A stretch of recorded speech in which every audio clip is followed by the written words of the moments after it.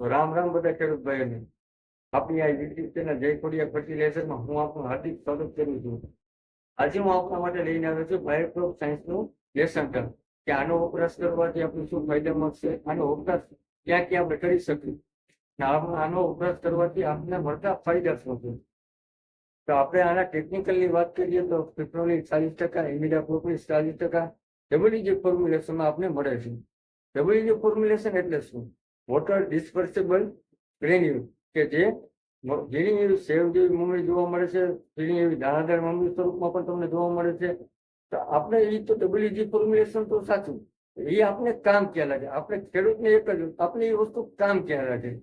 તો WG formulation direct પાણી હારે ભરતા કે દરેક ઓગળવાનું કામ ચાલુ કરી દે છે, જેથી કરીને તમારે ઓગળવાની સમસ્યા આ દવામાં રહેશે નહીં. બીજી આપણે આનો વપરાશની વાત કરીએ તો આનો વપરાશ તમે સીડ ટ્રીટમેન્ટમાં તેમજ છંટકાવમાં પણ તમે આનો ઉપયોગ કરી શકો છો. તો આનો ઉપયોગ કેવી રીતના કરો? સીડ ટ્રીટમેન્ટમાં 1 મણે 20 ગ્રામના ડોઝથી તમે કરી શકો છો, અને છંટકાવમાં 1 પંપે 5 ગ્રામના ડોઝથી તમે આનો છંટકાવ કરી શકો છો. આના છંટકાવમાં કઈ કઈ જીવાતમાં આપને રાહત મળશે? આના છંટકાવમાં આપણે પહેલા ચૂસ્યા પ્રકારની જીવાત જેમ કે થ્રીપ અને લીલી પોપટીમાં તમને રાહત જોવા મળશે. આમાં જે ટેકનિકલ ફિપ્રોલિક 40% અને ઇમિડાક્લોપ્રિડ 40%. તો ફિપ્રોલિક 40% છે એ તમને થ્રીપમાં કામ કરશે, ઇમિડાક્લોપ્રિડ આપને લીલી પોપટીમાં કામ આપશે. તો આ થઈ ગયા આના વપરાશ.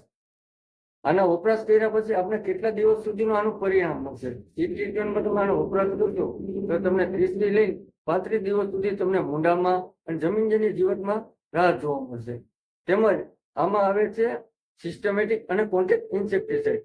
તો સિસ્ટમેટિક અને કોન્ટેક્ટ કઈ રીતે? કોન્ટેક્ટ અને સિસ્ટમેટિક નો વપરાશ આપણા માટે કઈ રીતે લાભકારી છે? કોન્ટેક્ટ ઇન્સેક્ટિસાઇડમાં જ્યાં સુધી તમે સ્પ્રે મારો અને એના કોન્ટેક્ટમાં આવેલી વસ્તુ નાશ થાય એ કોન્ટેક્ટ ઇન્સેક્ટિસાઇડ. સિસ્ટમેટિક એટલે શું? કે સંપૂર્ણ છોડમાં પ્રસરી જતા કોઈ પણ જાતની જીવાત એને ડંખ કે ખોરાકમાં લેવાનું કામ કરે તો પણ એ નાશ થાય છે. આ છે સિસ્ટમેટિક ના ફાયદા.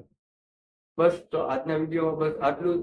હું આશા કરું છું કે આ વિડીયોમાં તમને બાયરના લેસન્ટા વિશે થોડી ઘણી માહિતી મળી હશે. જો આ માહિતી તમે મળી હોય તો તમારે આપણા ખેડૂત ભાઈ સુધી પહોંચાડવા મારી મદદ કરો. આજના વિડીયોમાં બસ આટલું. જય માતાજી, રામ રામ. મારી આ યુટ્યુબ ચેનલ જય ખોડિયા ફર્ટિલાઇઝરને સબસ્ક્રાઇબ કરો, લાઈક કરો અને કોમેન્ટ કરો, જેથી કરીને